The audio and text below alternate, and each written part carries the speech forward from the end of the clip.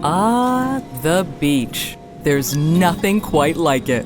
Whether you're building sandcastles, finishing up your favorite book, or working on your tan, our beaches may soon become a thing of the past if we don't start finding other alternatives to sand.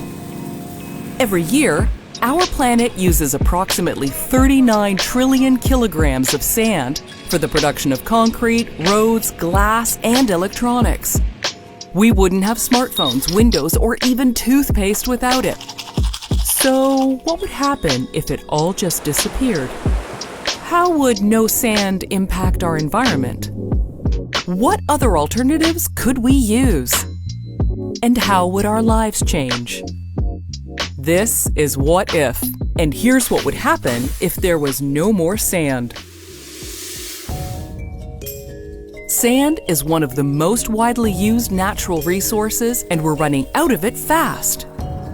Currently, the global demand for sand is higher than Earth can keep up with. Even though we have vast deserts like the Sahara with miles of the stuff, the rounded grains make the sand unusable for concrete or glass production. This is partly due to wind and weather erosion over many years.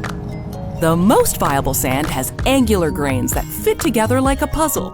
This type is found in our oceans, lakes, riverbeds, and beaches. The production of concrete uses 10% cement, 15% water, and 75% sand. Between the years 2011 and 2013, China used more concrete than the United States did during the entire 20th century. With prices for sand rising due to its scarcity, sand extraction has become a $70 billion industry. It's even attracted a criminal sand mafia who sells stolen sand on the black market. Production of sand has contributed to 8% of the total carbon emissions on our planet. This may seem small, but there are many more environmental dangers associated with it. 90% of our beaches around the world have shrunk an average of 40 meters since 2008. Not good, since eliminating sand in certain areas makes islands more susceptible to erosion and total collapse. At least 10 islands around Indonesia have disappeared due to sand mining. Likewise, removing sand from our rivers alters the flow of water, potentially diverting it away from villages and forcing people and wildlife to find another source. So, is there a replacement for sand that we can use? As a matter of fact, there are several alternatives to sand and concrete that are in development. Sand-like materials can be made by crushing rocks, glass, byproducts from steel production, and ash from burning coal. Other natural resources like rice husk ashes, mining waste, volcanic ash, and clay can also be used. One of the biggest environmental hazards related to sand is the production of concrete, primarily used for construction. The binding glue needed for this is the worst pollutant, known as Portland cement. Luckily, many alternatives to reduce the cement are in development, like Grasscrete, which spreads out less concrete in an open pattern, so grass and other vegetation can grow. Straw bales can be used as insulation and walls within buildings, replacing concrete, wood, stone, and fiberglass.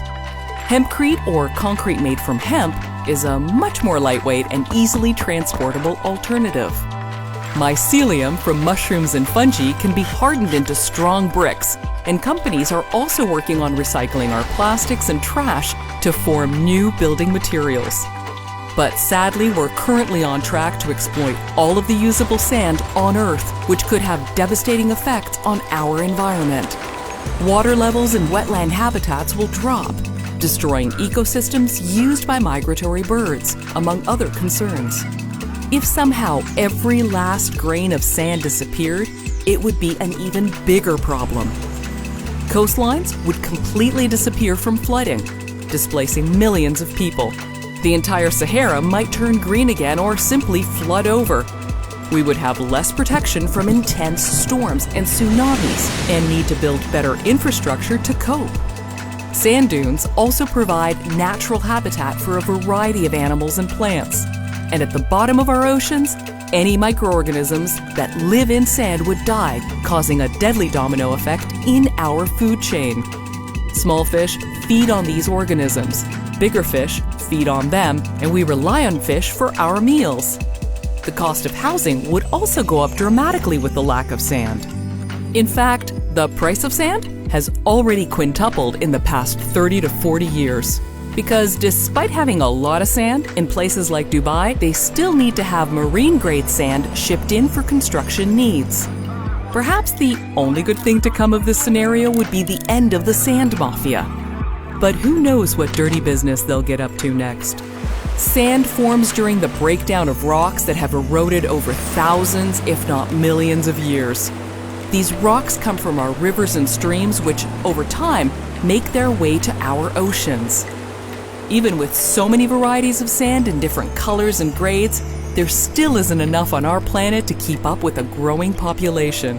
And if we keep going after the cheapest and easiest resources like sand, coal, and oil, we will eventually run out.